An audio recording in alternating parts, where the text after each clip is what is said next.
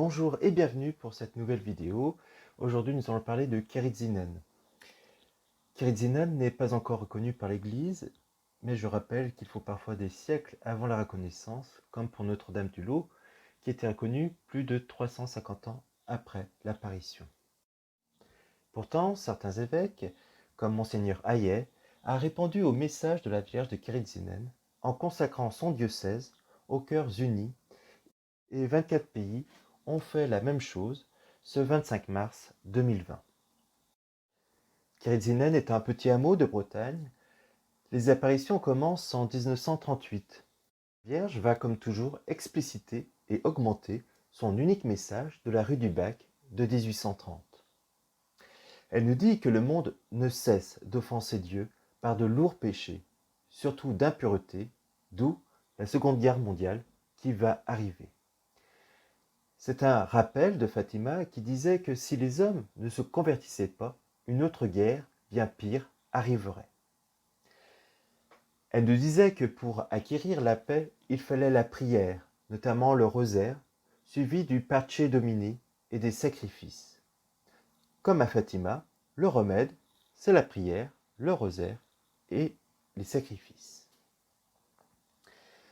La Vierge demande également de prier Jésus par son cœur immaculé pour le retour des pécheurs et la conversion de la Russie, et de communier le premier samedi du mois en l'honneur de son cœur immaculé, afin d'éloigner les malheurs pour la France.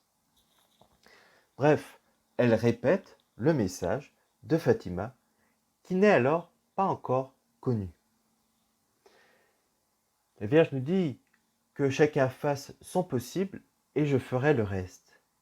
La Vierge nous invite donc à mettre Dieu au centre de notre vie, de lui trouver une belle place dans nos emplois du temps, parfois surchargés. La Vierge nous motive aussi en nous montrant un tableau. En effet, sur le lieu des apparitions, Jeanne-Louise, qui est la voyante de Kérizinen, vit un tableau divisé en deux parties.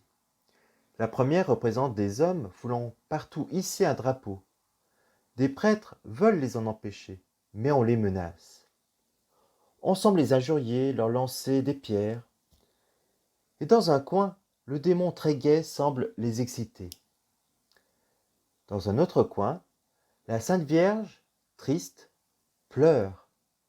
À côté de ce tableau, une inscription, image du communisme. La deuxième partie représente un groupe de jeunes filles vêtues de bleu et blanc, qui constamment récitent le rosaire. Et à côté de cette deuxième partie du tableau, cette inscription, salut du communisme.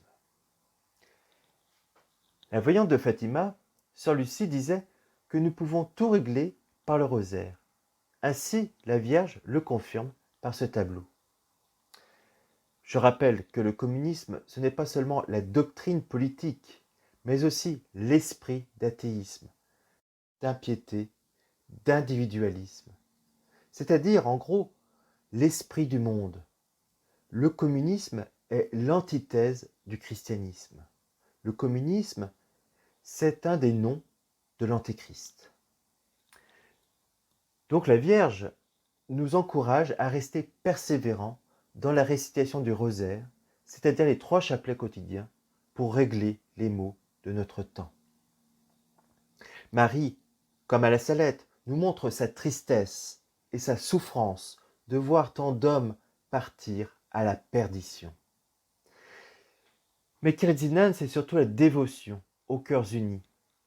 C'est la continuité de la rue du Bac, donc. En effet, la très sainte Vierge Marie demande pour sauver les nations sans base, ces peuples en débâcle. Elle demande que le monde soit de nouveau consacré, mais cette fois aux cœurs unis de Jésus et de Marie. Que les familles, les nations, le monde entier soient consacrés, mais dans une même consécration, dans le Saint-Esprit. Pour information, c'est exactement comme cela que l'évêque de Bayonne a fait la consécration à son diocèse le 25 mars 2020. Dans cet esprit, la Vierge nous a donné une belle prière, qui peut être la prière que l'on peut faire quotidiennement de consécration aux cœurs unis. Je vous l'ai dit.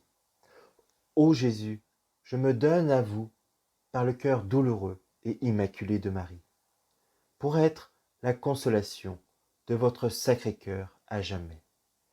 Cœur sacré de Jésus, que votre règne arrive par le cœur douloureux et immaculé de Marie. Ainsi, devant la foi défaillante des chrétiens et la poussée de l'athéisme, la Vierge nous exhorte à la prière et à la pénitence. Comme à Lourdes, comme à Fatima, comme à la Salette, comme dans toutes les apparitions contemporaines.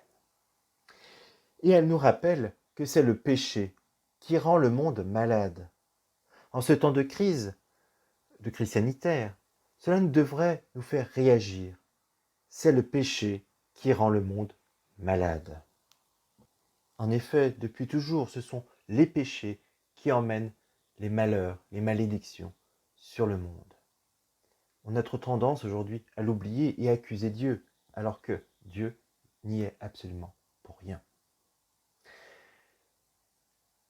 La Vierge constate également que beaucoup de chrétiens s'engourdissent dans une dangereuse somnolence, rendant les chrétiens léthargiques, complices des forces sataniques, précipitant ainsi l'humanité dans le précipice de la plus grande tragédie de tous les siècles.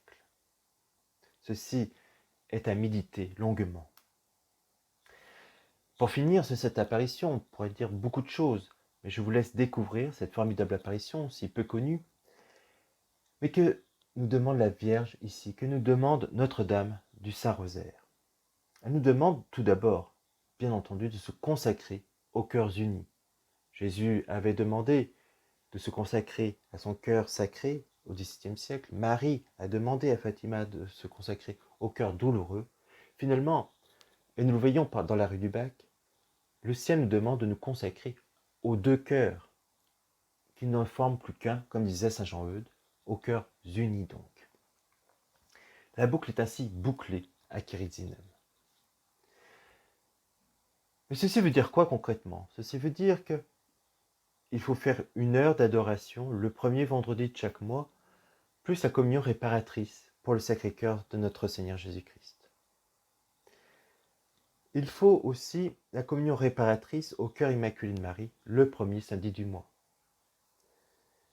Et comme toujours, le chapelet quotidien, le chapelet médité, elle nous le précise bien à Kérizinem.